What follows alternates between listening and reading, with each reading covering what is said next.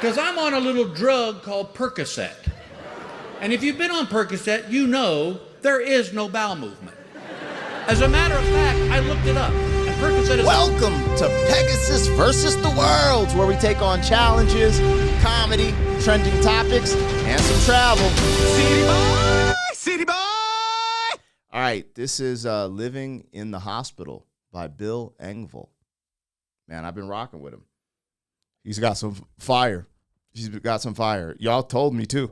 Y'all were like, yo, because I couldn't find his clips like that. Because I was looking for, like, some of the older stuff that was around the blue collar comedy tour. Like, you know. But on his channel, he's got some more, like, this is, like, more recent stand-up that's just popping. So here we are. For anyone that doesn't know, I go by the name Black Pegasus. And, yeah, like, share, comment, subscribe. I have some other channels. I'll link them in the description if you want to check them out. This is literally from Bill Engvall's channel. So go support him and check this video out independently of my reaction. Reactions are never substitutes for the original content. And let's rock with homie. Let's see what he about. Anyways, this is Living in the Hospital by Bill Engvall. Because I'm on a little drug called Percocet. And if you've been on Percocet, you know there is no bowel movement. As a matter of fact, I looked it up. And Percocet is a Latin word. And the definition is, we've shoved a cork in your butt and superglued your cheeks together.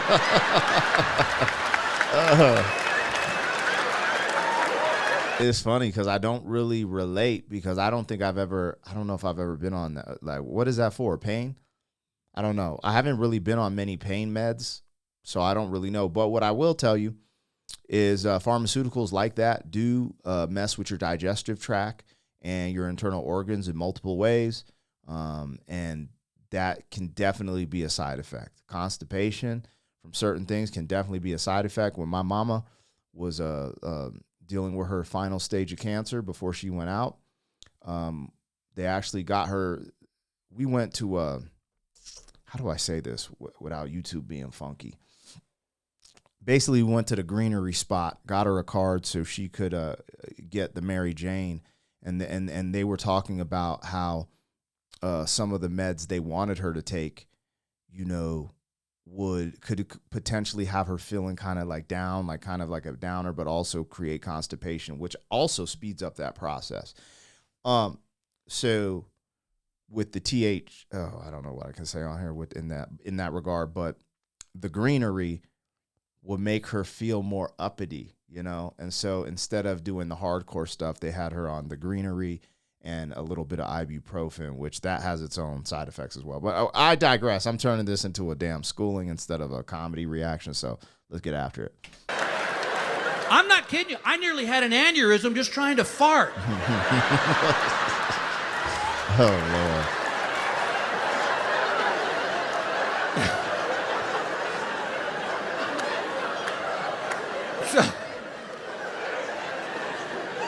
So a couple of days goes by, and if you've ever been on Percocet, you know the moment I'm about to talk about. It's that moment you realize you can go to the bathroom, and it's the happiest day of your life.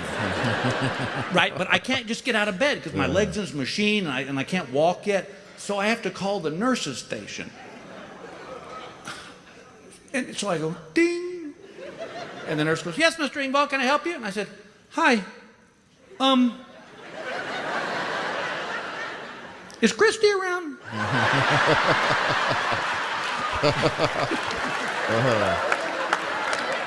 And she goes, no, she's down the hall with another patient. What can I help you with? And I go, and I don't want to just say, I got to go poop. And I'm a comedian. They know that, so I'm trying to be funny. So I go, yeah, would you just tell her I need to drop some friends at the lake? Yeah. She don't think you need to be in the loony bin. And she said, you can't go to the lake, you haven't been discharged yet. I'm like,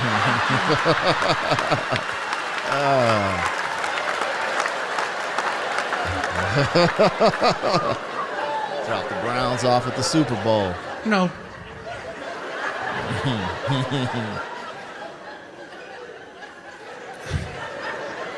Just tell her the turtle's trying to get out of the pond. I'm turtle-heading it. I'm And she goes, groundhogging you it. can't have pets in the hospital. I'm like, oh my God, are you really not getting this? Oh, Lord. So I finally said, no, just tell her I have to poop. And she goes, I'm sorry, you cut out. What'd you say? No, I heard it through my door. Oh. All of a sudden, there I go, oh, Christy, it's Mr. Engvall. He has to poop. Oh, God. So Christy comes in all bubbly. So we're going to give it a try? Would you not be so bubbly about this? So she gets me out of bed, and I get in my walker, and we get into the bathroom. And it's some kind of like circus bathroom. I mean, there's pipes and bars and a swing and a net and a guy selling popcorn. It's just like... And she gets me seated on the toilet, and she stands there. I'm like... I go, this ain't gonna work if you're standing here. She goes, I can't leave the room. I go, you've got to leave the room. And she goes, I can't because you might fall off the toilet. And I go, oh God. I said, I'm not gonna fall off the toilet. I go, just stand on the other side of the door, and if I think I'm gonna fall, I'll give you a cursory, whoa, whoa, whoa. And then you run in and save my life. She said, all right, but I have to leave the door open, cracked open. I'm like, oh, God, whatever, just go. Because I'm Bro. He better hit that courtesy flush. Oh, my gosh. I still sometimes feel some type of way having the poop smell linger around my damn wifey. I'm like, bro, I know this one is a banger. Like, good Lord. You know, my kids, my eldest is only 6, and her poop smell like a grown-ass man. It's crazy. Anyway, I couldn't imagine having to poop in front of a grown woman and just being like, yo, that's mad embarrassing, yo. That's insane, bro.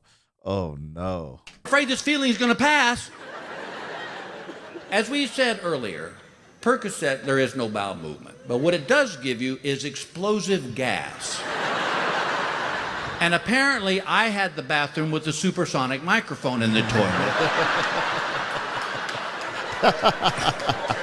Because every time I'd pass gas, it sounded like the bombs at Normandy going, bah, bah, bah, bah, bah. A trombone. And every time she goes, success, I'm like, shut up! Oh, hell no. Finally, like a BB dropped out, and I'm like, that counts, right there. That's horrible. That must feel horrible. So she leaves. A couple hours later, another nurse comes in and goes, okay, Mr. Engvall, it's time for you to go to therapy. The surgery doesn't hurt. The physical therapy will bring tears to your eyes. I never thought the words exercise bike would make me cry out loud, but it did. So they come and they get me out of bed, and I get in my walker. What am I, 90? And if you've ever watched anybody with a walker walk, it makes a very distinct noise. It goes.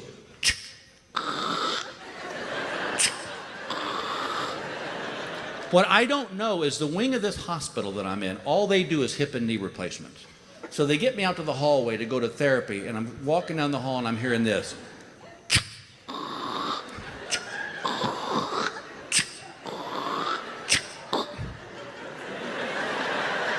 And I look behind me, and there's like 10 other old guys in their walkers. We're like a senior citizen train heading to physical therapy.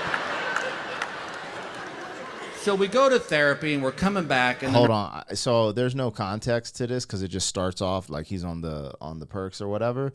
But it sounds like he got a hip or knee replacement. And I'm just going to plug this. Like, I got stem cells in my shoulders because I had 2 tears in my labrum on both sides. And there were mad people there getting stem cells for their hips, for their knees, for their back, for their neck, other things as well, and shoulders. But those were the prominent things that I saw.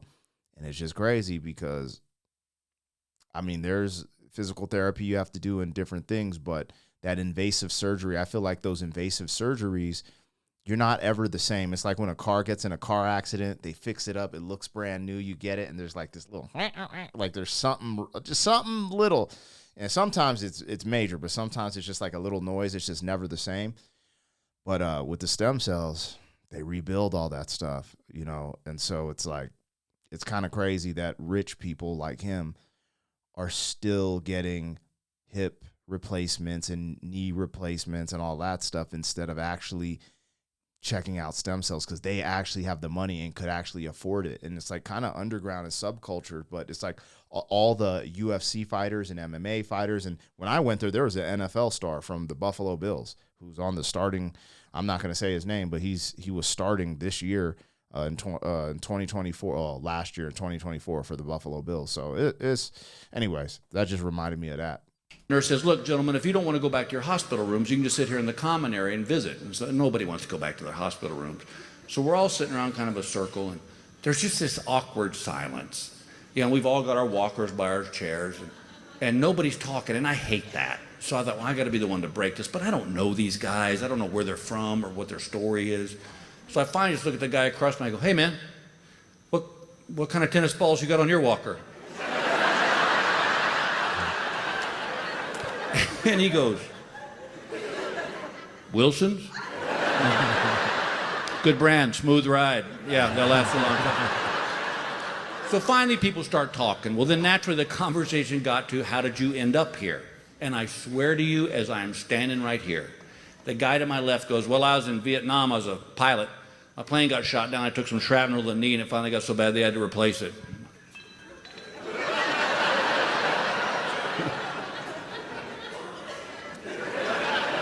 The guy over here goes, I used to play for the Houston Oilers, and a 300-pound lineman took out my knee, and it finally got so arthritic they had to replace it. I'm like, oh, God. And then one of them goes, what about you? And I went, oh, God.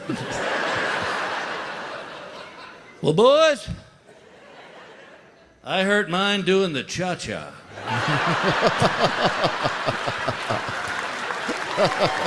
Yeah. I was like, what did he do? That's crazy. There's no way to make that sound tough. You know, nobody's gonna go, ooh. You know, so you keep adding on and it just gets worse. Like, yeah, thank God I had my leotards on because I heard it go. And I finally get discharged. But if you want to know what my life is like in one moment, this is it. Gail comes and gets me, and they wheel me downstairs to the lobby, and they give me my crutches. And I'm just getting ready to leave, and I hear this, Mr. Engvall. And I turn around, and on the second floor balcony, it looks over to the lobby, is Christy, my nurse.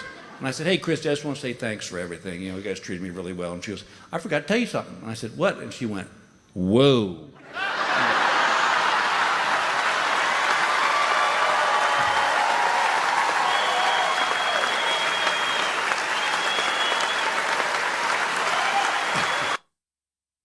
I had to have missed the context there. There's something more to that joke. There's no way. Like, and I said, hey, Christy, I just want to say thanks for everything. You know, you guys treated me really well. And she goes, I forgot to tell you something. And I said, what? And she went, whoa.